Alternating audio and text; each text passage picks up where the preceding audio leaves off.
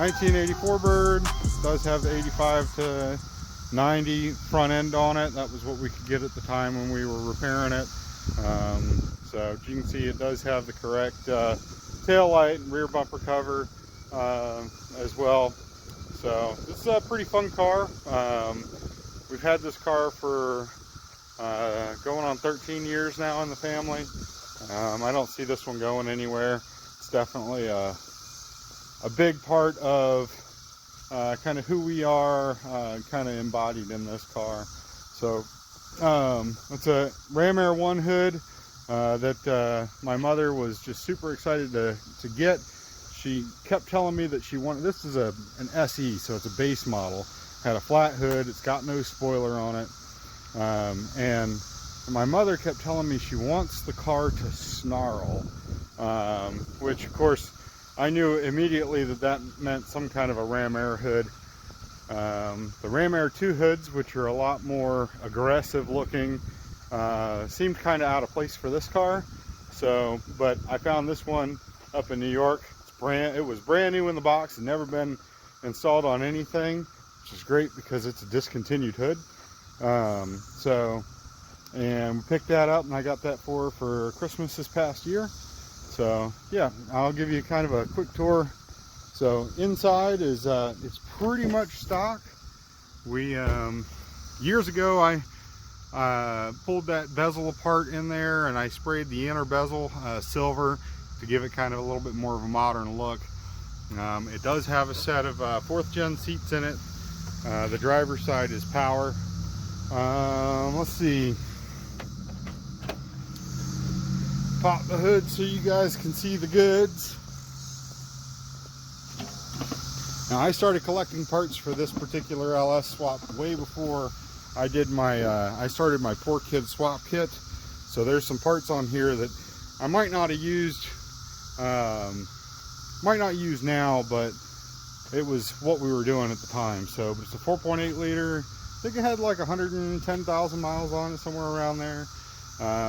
So for this swap, like I said, this was an earlier swap for me. So it has an F-body accessory drive setup. So water pump, balancer, power steering, and alternator with all the F-body brackets. Does fit the car pretty good. Let's see, I've got a belt trying to walk. I have to fix that. It's got F-body exhaust manifolds, and it's got an F-body oil pan. I'm using the set of the ICT billet 1-inch setback mounts, and then this cold air intake started life as a cold air for like a 99 to 07 truck, and then it's been trimmed up some. So this car is definitely still a work in progress. I've got a few things I'm going to do to it yet. So I want to get the air conditioning back in it and working. So that's a pretty big priority. I'll be using the ICT billet top mount and the R4 compressor. So it'll use like the factory 88 to 92 style compressor. And let's see, it's got, like I said, it's the 4L60E.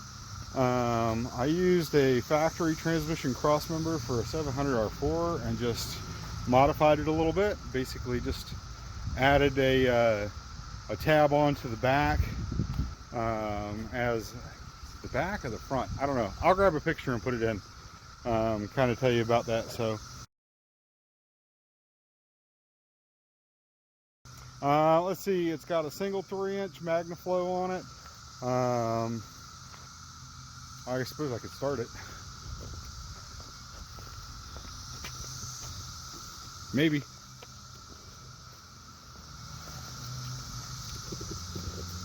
Alright. All of the factory gauges work. With the exception of the speedometer. That's another thing that's on the docket.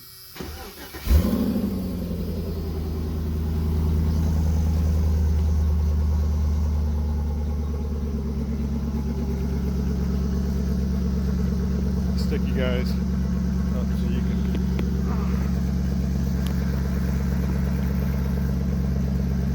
Beautiful.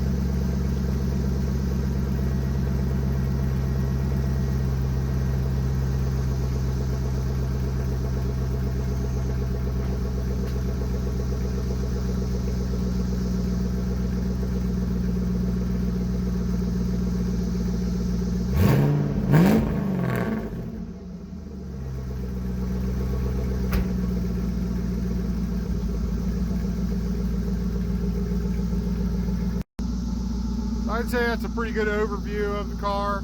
How about we go for a bit of a cruise? I need to go and put some gas in it anyways, and need to get a little propane. We're gonna do a little grilling this evening. So yeah, I'll take you guys for a ride. Good old 87 octane 4. So it doesn't take anything special, thankfully. So, and we were getting kind of low. It was trying to shut off when I was going around a corner. So hopefully it was just out of fuel. And that actually kind of brings me to a good point. I didn't even think about it until just now, but the fuel system in this car is the same system that I sell on my website. It's Delphi. I think they're 190 liter per hour fuel pump. And then it's got a C5 return style fuel filter, and then number 6 AN line, the length of the car. I really can't think of a cheaper way to do the system all-inclusive like that. So this car being an 84, it did originally have a carbureted engine in it, which would have been a mechanical fuel pump, and the sending unit was just basically an extended pickup that went down towards the bottom of the tank. To rectify that, I just used an 85 to 92 style sending unit so that I could put that fuel pump in there, and then I just ran the wires like stock. So let's take a little ride.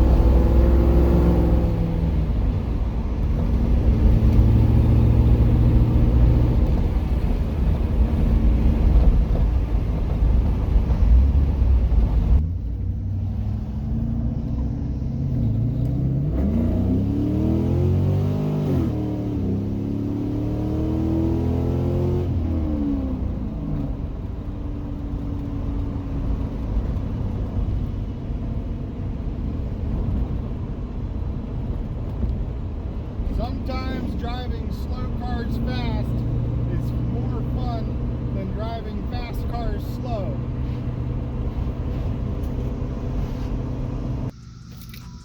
Anyways, I hope the video helped a bit in kind of understanding like a little bit about, or maybe a little bit of the insights on doing a budget LS swap. This car is going to get a set of subframe connectors. I'm going to put new carpet in it, get the air conditioning and the heater work. I intend to, it's going to get like an aftermarket kind of standalone cruise control, and then so yeah, so then I'm hoping I'll get it back down to my parents and they can really enjoy the car. So the whole point of this car is that it can be just as reliable as it can be, but also still be kind of spunky.